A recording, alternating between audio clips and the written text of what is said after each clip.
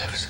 Welcome to MsMojo, and today we're delving into a few of the period pieces that decided to take history with a grain, if not a few gallons of salt. The time has come for us to bid farewell. Reign.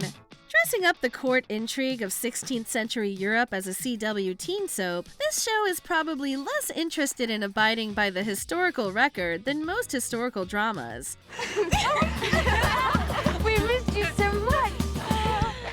Oh, Kenna, Greer, Lola, I'm so happy to see you. Ailey, we're all together again. This is history for the Gossip Girl generation. Rewriting the very real Mary Queen of Scots' life as a series of petty adolescent squabbles and sexual escapades, Reign was dogged by critics. Mary.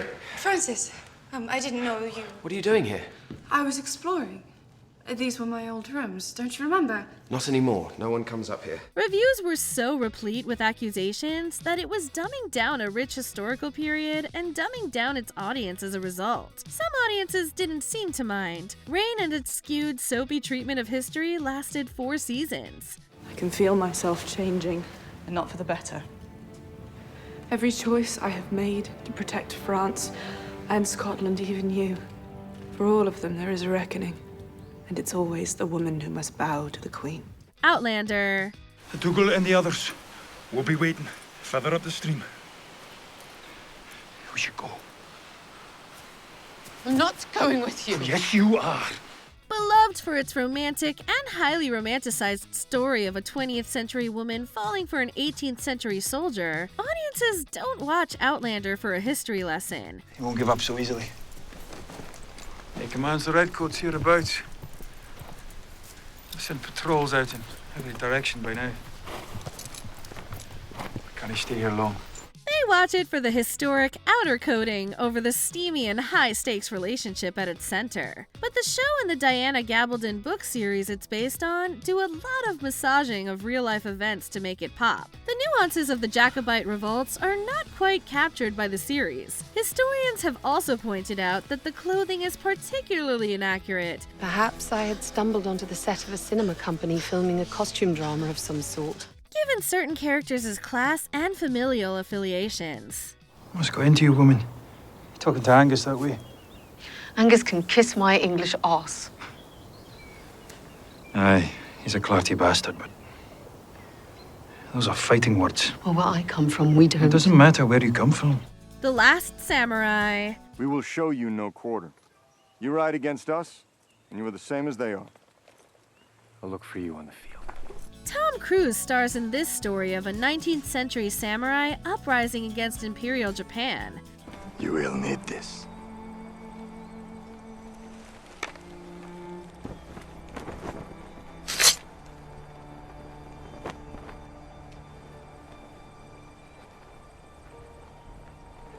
What does it say? I belong to the warrior in whom the old ways have joined the new. Cruise's character is a white American avatar for a story that doesn't necessarily need one. Historians of the period argue that the movie's biggest failures are that it fails to consider the very interesting but complicated ideologies that play in the rebellion it covers. I have questions. Questions come later. Who's the warrior in the red armor? My brother-in-law, Hirotaro. And the woman who cares for me? My sister, Hirotaro's wife. Her name is Taka. Where The Last Samurai boils it down to the old world versus the new, there are political and economic dimensions to the samurai's conflict with the modernization of Japan. On behalf of the United States of America, the signing of this treaty will usher in an era of unprecedented prosperity and cooperation between our two great nations. Gladiator. Are you not entertained? Are you not entertained? Is this not why you are here? This movie, set in ancient Rome, saw advisors resign and fully use aliases once they realized just how inaccurate it was. There was the choice to use armor and artillery that wasn't period appropriate. Wife, the son, the harvest. Maximus the farmer. I still have difficulty imagining that. You know, dirt cleans off a lot easier than blood, Quintus.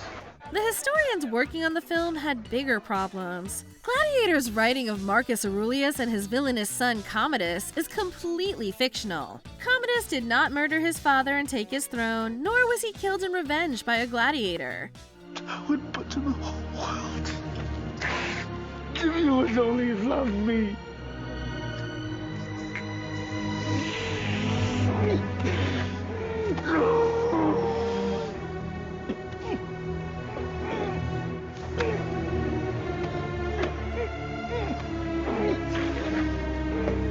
His death was no tragedy to the people of Rome. It did not bring a new era of progress and peace as the film's ending implies. The empire actually entered into a period of civil war and political upheaval that would warrant its own sequel.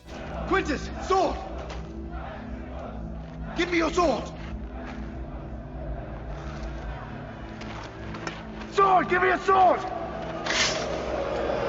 Sheathe your sword! Sheathe your sword! Pocahontas. It's good to be home. Test jamais. The Massawomics are defeated. There's a lot to be said for how Disney puts its stamp on a story. Fairy tales are one thing, but history is another. The real Pocahontas was indeed a Powhatan woman who met colonists like John Smith in modern-day Virginia. Don't run off. It's all right. I'm not gonna hurt you. Here, let me help you out of there. Medakwe naturat. You don't understand a word I'm saying, do you? However, since her death in the 17th century, her life has been wildly romanticized and mythologized. This includes the movie's retelling of the fictional romance between her and Smith. There's so much we can teach you. We've improved the lives of savages all over the world. Savages? Not that you're a savage. Just my people. No. Listen, that's not what I meant. She was also very, very young when the real Pocahontas first met Smith. Not a young woman as portrayed in Disney's film. None of that is to mention the storied and terrible history of colonization and violence that occurred both before and well after Pocahontas' lifetime. We need to sing with all the voices of the mountain. Need to paint with all the colors of the wind. 10,000 BC. Where do we begin with this one?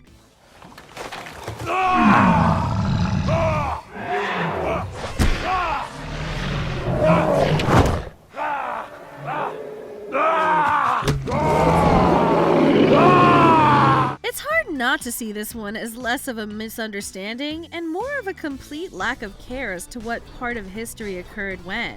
In 10,000 BC, human advancements in culture are about 7,000 years too early. Baku! They're coming! They're coming, Baku! They're coming! They're coming! Meanwhile, the abundance of certain creatures that were long extinct by 10,000 BC is also wildly inaccurate. Given how little concern was paid to the era that serves as the movie's setting, it's honestly shocking and a little disappointing that dinosaurs don't show up. Do not eat me when I set you free. Unlike a lot of titles on this list, this one was not nearly good enough to forgive any of these mistakes.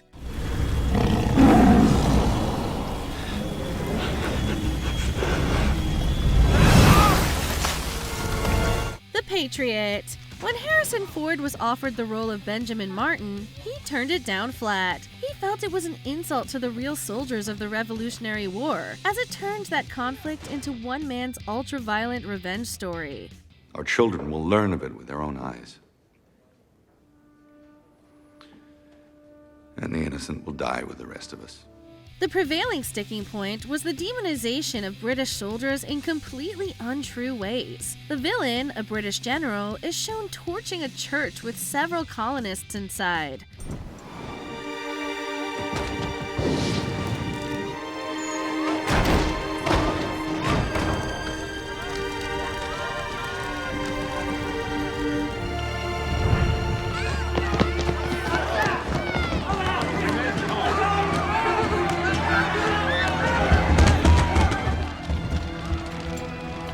The honor is found in the end, not the means.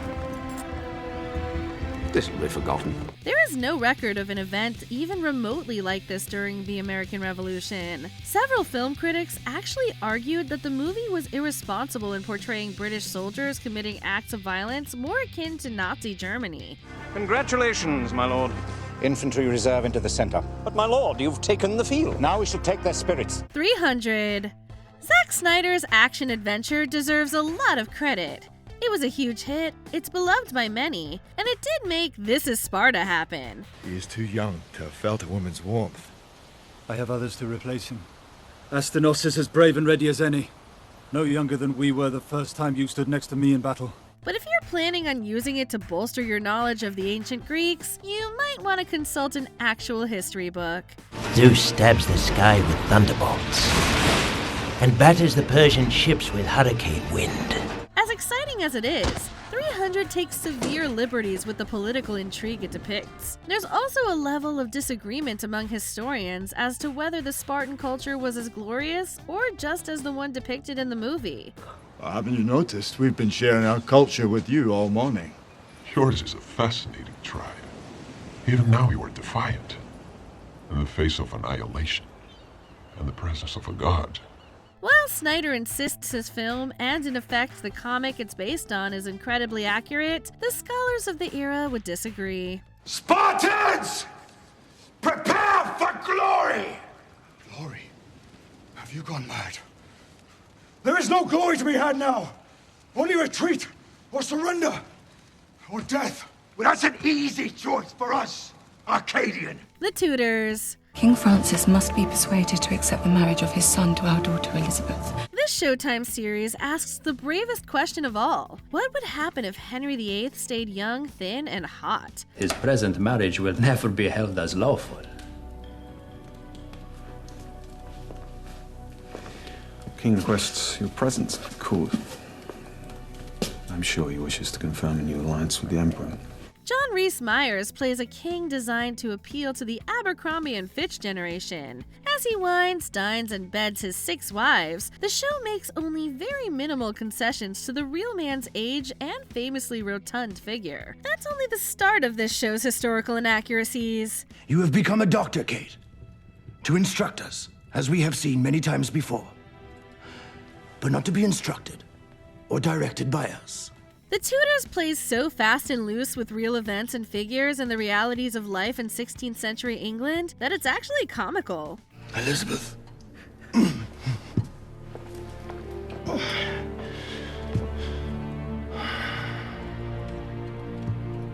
You are so very young, but you too can look after your brother. Yes, Your Majesty. Before we continue, be sure to subscribe to our channel and ring the bell to get notified about our latest videos. You have the option to be notified for occasional videos or all of them. If you're on your phone, make sure you go into your settings and switch on notifications. Braveheart. Mel Gibson's epic retelling of the heroics of Scottish revolutionary William Wallace may have won a Best Picture Oscar, but it got a big fat 0 with historians. Gentlemen, now is the time to declare a king. Hold! Wait! Then you're prepared to recognize our legitimate succession, are you? You're the ones who won't support the rightful king. Those were lies when you first wrote them. I know that's true. Much of that has to do with it being an adaptation of an epic poem rather than a true historical account. One of the biggest inaccuracies was the preposterous affair between Wallace and Isabella of France. Though it made the story more cinematic, it was just one more heaping lump of salt in the wound. I have come to beg for the life of William Wallace. You're quite taken with him, aren't you? I respect him. Everything from the period to the events, and even right down to the kilts the characters wore, earned Braveheart and its director plenty of criticism from the scholars who know better. Sons of Scotland, I am William Wallace. William Wallace is 7 feet tall. Yes, I've heard.